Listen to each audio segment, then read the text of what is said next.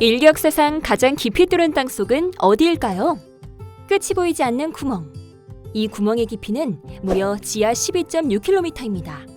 이 구멍의 정체는 러시아의 콜라 시추공. 과학 탐사를 위해 20년에 걸쳐 파내려간 이곳은 수직 깊이로는 인류 역사상 가장 깊이 뚫은 곳입니다.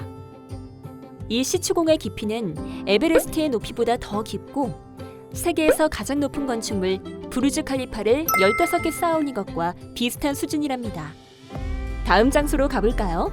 이곳은 지하 2.4km 깊이 우주입자 연구를 위해 지어진 세계에서 가장 깊은 실험실입니다. 이 깊은 땅 속에서 드디어 우주의 비밀을 밝힐 수 있을까요? 마치 큰 고래가 헤엄칠 것 같은 이곳은 세계에서 가장 깊은 수영장입니다. 수심 60m에 달한다는 이곳은 두바이에 위치해 있습니다. 마치 다이버를 위한 수중도시 같지 않나요?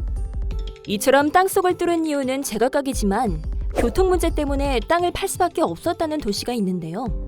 과연 이 도시는 어디일까요?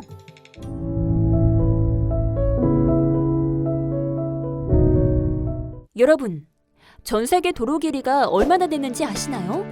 무려 6,400만 킬로미터가 넘는답니다.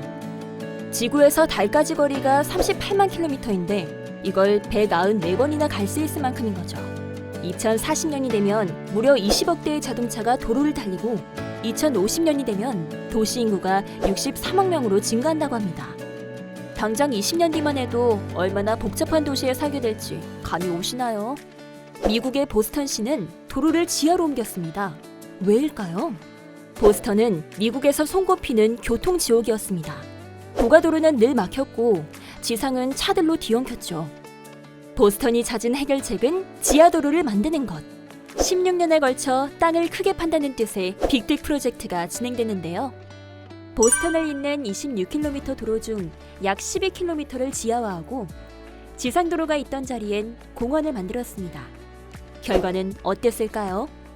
도로를 지하화하자 교통 흐름이 빨라졌습니다. 통행 시간 단축으로 절감한 시간과 연료비는 연간 28억 원 이상. 대단한 변화죠? 지상의 도로를 땅속으로 옮겨 도시 문제를 해결한 곳은 또 있습니다. 바로 스페인 마드리드의 M30도로. 교통량은 매일 26만 대 이상. 교통사고도 해마다 600여 건. 마드리드시는 결국 M30도로의 주요 구간을 땅속으로 내리기로 합니다. 전체 도로의 약 13%에 해당하는 8.34km 구간을 지하도로로 바꾼 마드리드. 어떤 변화가 생겼을까요? M30도로의 탈바꿈은 향후 30년간 통행 시간을 7억 800만 시간 단축시키고 교통사고 발생률을 약 45% 감소시켰습니다. 게다가 도로를 지하화하며 100만 제곱미터가 넘는 공원이 생겼고 덕분에 차량에서 내뿜는 대기오염물질 중 90%가 제거되며 보다 건강한 도시로 발전했는데요. 교통 문제도 해결하고 환경오염을 완화하며 녹지 공간까지 확보한 일석삼조의 도로 지하화. 그런데 우리나라도 이 고속도로를 지하화할 예정이라는데요. 그 소식 들어보셨나요?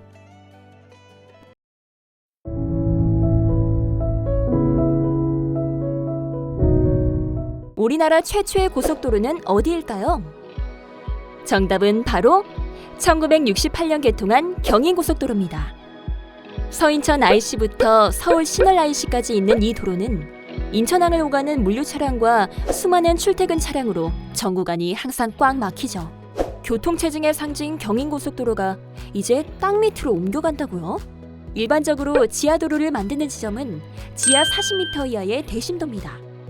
아파트 14층 높이에 달하는 지하 40m.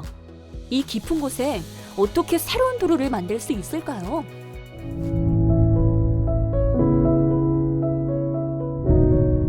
지하에 도로를 건설하는 방법은 크게 두 가지입니다. 첫 번째는 나틈 공법.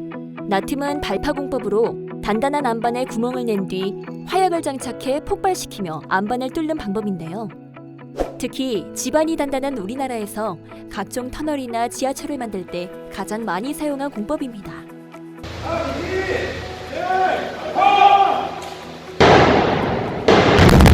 하지만 시공 시 큰 진동과 소음이 발생해 시공에 한계가 있는데요. 그래서 주목받는 기술이 바로 두 번째 방법, TBM 공법입니다. 여러분, 이게 뭔지 아시나요? 미국 시애틀에서 지하도로를 건설하기 위해 사용한 이것.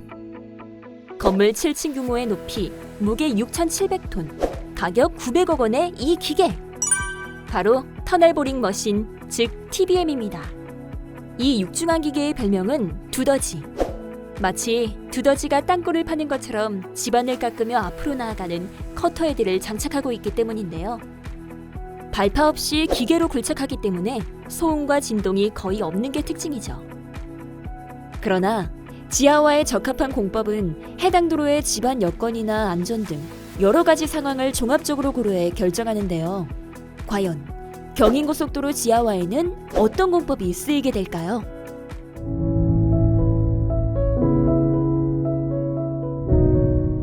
새로 지어질 경인고속도로 지하화 구간은 남청라 IC부터 신월 IC까지 총 19.3km 구간입니다. 경인고속도로의 하루 평균 교통량은 이미 용량을 초과한 지 오래인데다가 매일 서너 시간씩 정체가 발생하고 있는데요. 지하고속도로가 개통되면 인천 청라에서 서울 여의도까지 가는 시간이 20분 안팎. 현재 대비 절반 가까이 줄어들 것으로 기대된답니다.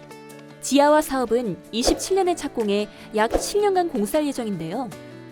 그렇다면 지금까지 이용하던 지상도로는 어떻게 되는 걸까요? 지상의 고속도로는 시내 교통을 전담하는 일반 도로로 전환하고 지하고속도로 건설로 여유가 생기는 공간에 공원이나 녹지를 조성하는 방안의 논의 중입니다.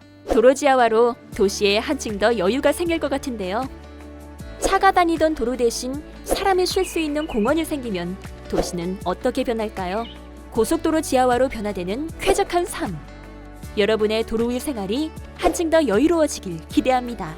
이 밖에 국토교통부가 하는 일이 궁금하다면 댓글로 남겨주세요.